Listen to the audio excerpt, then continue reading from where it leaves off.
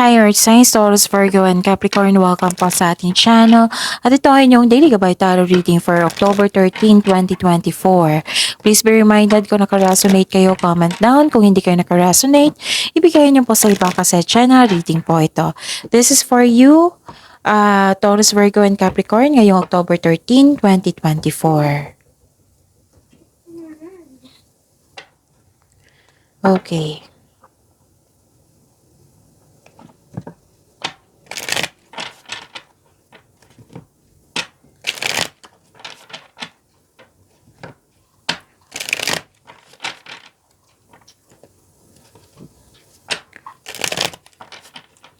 Para po ito sa inyo, Taurus, Virgo, and Capricorn ngayong October 13, 2024.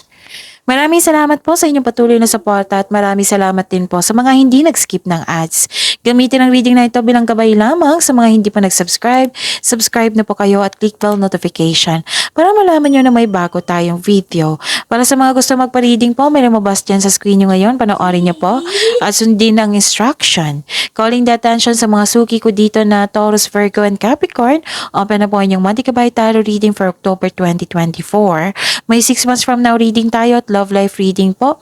So message me, Taurus, Virgo, and Capricorn for schedule. Maraming salamat po. Spirits Guide, nangaganap po para kay Earth Signs, Taurus, Virgo, and Capricorn ngayong October 13, 2024. I need 3 cards po.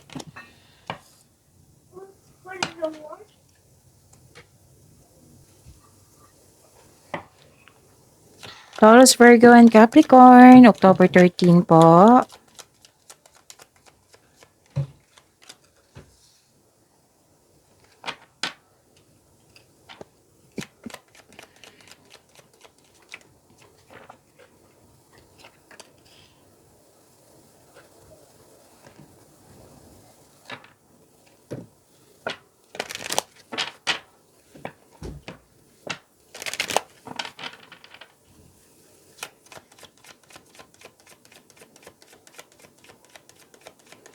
Spirits Guide, mga mensahe po para kay Taurus, Virgo, and Capricorn. I need 3 cards po. 2 cards pala.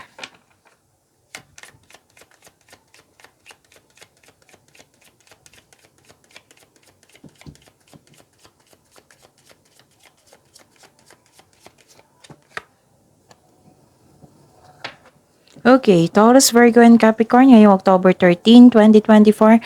May travel po ako nakikita dito. Pwedeng movement to sa yung binigyan mo ng aksyon, yung matagal mo ng plano. Pwedeng travel, bakasyon, adventure, new journey. Yes, may nakita kong paglalakbay dito. May nakita rin ako ditong matigas ang ulo, ayaw makinig, yung sobrang stricto, mahirap kausap. Pwedeng may naranasan kayong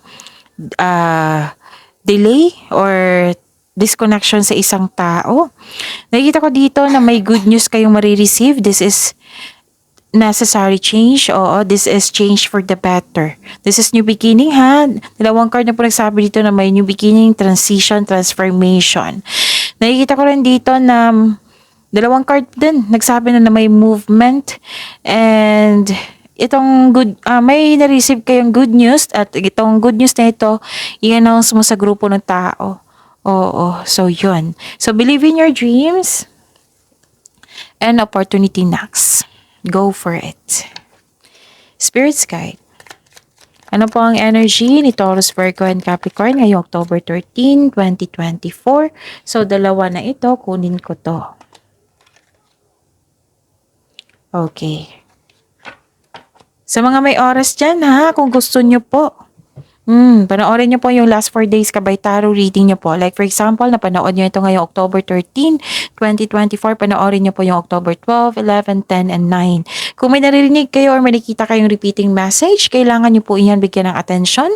Kung maaari po, bigyan nyo po ng solusyon at aksyon. So remember, Taurus, Virgo, and Capricorn, at the end of the day, alam mo na ikaw lang ang taong may kakayahan at responsable na gumawa ng sarili mong katotohanan at kinabukasan. So ano yung energy mo?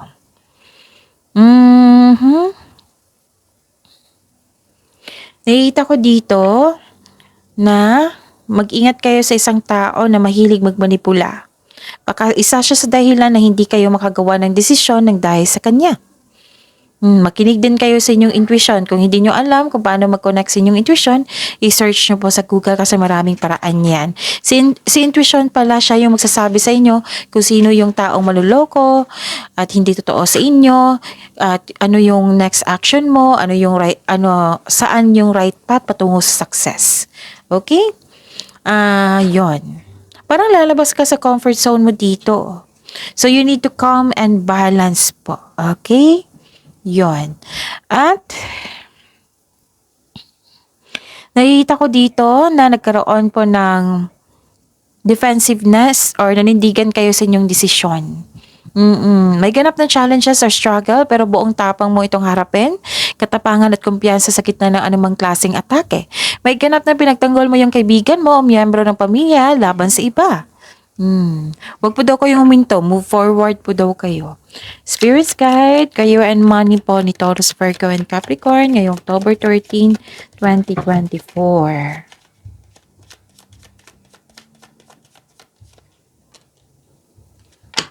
And the clarification of this card po.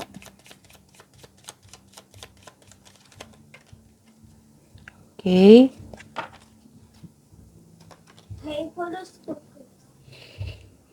Okay. Nakikita ko ang celebration dito. May celebration, may ganap na groupings or collaboration dyan sa trabaho or sa negosyo. Itong mga taong ito ay buong suporta sa'yo. Para din family mo ito kasi may nakita kong grupo ng tao dito. Magkakaroon kayo ng outing with your friends or company outing. So celebrating with good friends or family is what you need most right now. So this is also means a stress reliever. Pwede din pagtatapos ng isang proyekto, may anniversary, ganun. Ano pa? Meron pa pala. Anong tawag nito? Nakikita ko kasi dito na nagsisave kayo ng money kasi may gusto kayong bilhin. May concern kayo sa isang tao na may utang sa inyo na hindi nagbayad. Pwede din nag-save kayo para pambayad ng bills or utang.